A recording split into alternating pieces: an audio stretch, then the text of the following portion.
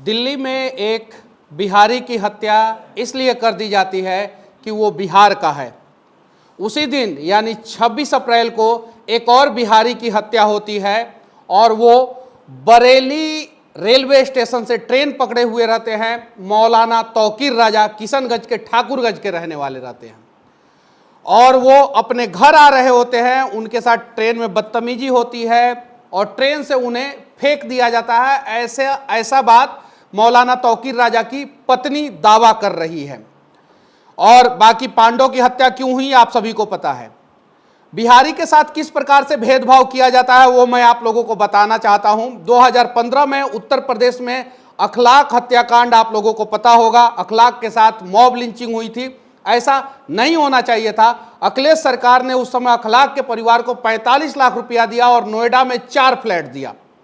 उसके बाद से 2023 में राजस्थान में एक और हत्या होती है कन्हैयालाल की और उस समय राजस्थान गवर्नमेंट 50 लाख रुपया देता है और कन्हैयालाल के दोनों बच्चे को सरकारी नौकरी देता है। अखलाक मुस्लिम थे, कन्हैयालाल हिंदू थे। अखलाक यूपी के थे, कन्हैयालाल राजस्थान के थे।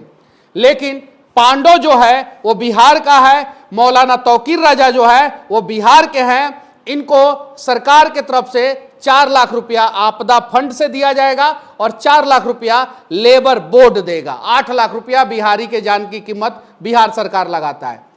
हम लोग पहला मांग करते हैं कि अगर बिहार का कोई भी मजदूर देश के किसी भी कोने में अगर उसके साथ घटना दुर्घटना होता है तो बिहार सरकार 1 करोड़ रुपया बिहारी मजदूर को देगा। उसके साथ ही साथ उसके परिवार को एक सरकारी नौकरी देगा, क्योंकि बिहार सरकार की लापरवाही के कारण बिहारी मजबूरी में बिहार से बाहर पलायन करने को जाते हैं। दिल्ली में बिहारी की हत्या हुई है, आगे ये और विकराल रूप ले सकता है। बिहारियों से लोग वहां के स्थानीय लोग नफरत करना शुरू कर सकते हैं, ऐसा भी हो सकता है। और जो बरेली में घटना हुई उसकी जांच होनी चाहिए कि आखिर उसके पीछे का हाथ किसका है। लेकिन मैं सरकार से बस इतना ही विनती करना चाहता हूं कि आखिर बिहारी के साथ इस देश में इतना भेदभाव क्यों होता है।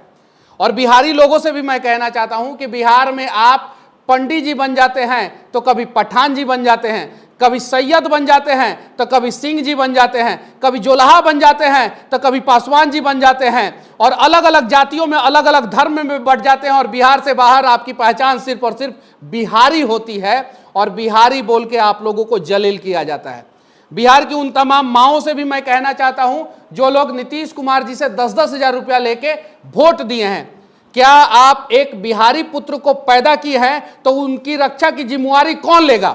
बिहार की सभी माएं ये प्रण ले कि बिहार के बच्चों की रक्षा की जिम्मेवारी आपको लेना पड़ेगा। बिहार की सभी बहनों से मैं विनती करना चाहता हूं जो बिहारी के कलाई पर राखी बांधती हैं, उन सभी बहनों से मैं कहना चाहता हूं कि आप अपने भाइयों की रक्षा कीजिए, सुरक्षा कीजिए। नॉर्थ ईस्ट का छोटा छोटा राज्य के अगर किसी भी व्यक्ति के साथ दिल्ली में किसी भी प्रकार का मिसबिहेव होता है तो वहां का सीएम एक्शन लेता है। हमारे बिहार के सीएम क्या एक्शन लिए, उन्हें लेना चाहिए। और कम से कम पांडव के परिवार वालों से मिलके, पांडव हिंदू है उसके परिवार को 1 करोड़ रुपया मुआवजा मिलना चाहिए। और मौलाना तौकीर राजा मुस्लिम है, किशनगंज के हैं, उनके भी परिवार वालों को 1 करोड़ रुपया मुआवजा मिलना चाहिए और एक सरकारी नौकरी मिलना चाहिए।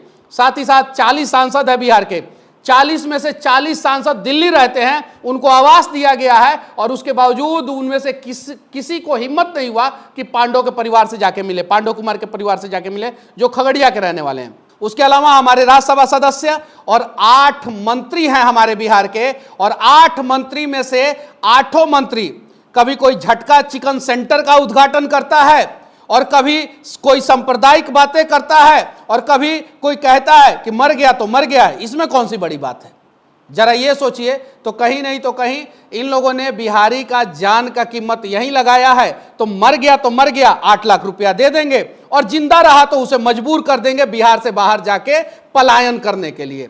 मैं आप लोगों से हाथ जोड़ के विनती करना चाहता हूं कि जनसुराज को कुछ सीट नहीं मिला। जो जनसुराज की स्थिति है वही बिहारियों की स्थिति है। जनसुराज 0 पे है, बिहारी का भविष्य भी 0 पे है। दोनों का भविष्य एक जैसा है अभी वर्तमान समय में, दोनों का आप लोगों को दिखाई दे रहा होगा। जनसुराज का लोग मजाक उड़ाता है, कहता है कि जनसुराज ने क्या किया, कुछ नहीं मिला जनसुराज को। तो बिहार के लोगों को क्या मिला। और जो बिहार के लोग एनडीए की सरकार को वोट दिए हैं वो बिहार के लोग अपने भविष्य के लिए एनडीए की सरकार से सवाल पूछे। और मैं हाथ जोड़ के विनती करना चाहता हूं सभी बिहारियों से कि जनसुराज का भविष्य चमकेगा तो बिहारियों का भविष्य चमकेगा, और जनसुराज का अगर भविष्य जीरो रहेगा तो बिहारियों का भी भविष्य जीरो रहेगा, यकीन मान लीजिएगा। क्योंकि तेजस्वी आप लोगों के लिए आवाज नहीं उठाएंगे, विपक्ष में जो हैं जीतन राम मांझी जैसे नेता कहेंगे मर गया तो मर गया, इसमें कौन सी बड़ी बात है, और वो अपने बेटा को जो है मंत्री बनाएंगे। नीतीश कुमार जी परिवारवाद के खिलाफ लड़ते लड़ते अपने बेटा को अब प्रायश्चित यात्रा पे निकाल चुके हैं, और उनका बेटा अब प्रायश्चित यात्रा बिहार के वाल्मीकि नगर से शुरू करने वाले हैं, जो वाल्मीकि नगर की धरती पे लौह कुश पैदा हुए थे और जिन्होंने श्री राम जी का अश्वमेध यज्ञ का घोड़ा रोका था, वहां से अब नीतीश कुमार जी के बेटा प्रायश्चित यात्रा शुरू कर रहे हैं। नीतीश कुमार जी का बेटा को प्रायश्चित यात्रा वाल्मीकि नगर से नहीं शुरू करके उन्हें पांडव के परिवार से मिलने जाना चाहिए था, और अगर वो पांडव के परिवार से मिलने जाते तो समझ में आता कि नीतीश कुमार जी का बेटा चलिए बिहार के बारे में सोचते हैं। तो मैं नीतीश कुमार जी के बेटा से भी, निशांत कुमार से भी मैं हाथ जोड़ के विनती करना चाहता हूं कि दो बिहारियों की हत्या हुई है, एक हिंदू और एक मुसलमान, आप दोनों बिहारी के परिवार से जाके पहले मिलिए, ना कि आप प्रायश्चित यात्रा वाल्मीकि नगर से शुरू कीजिए।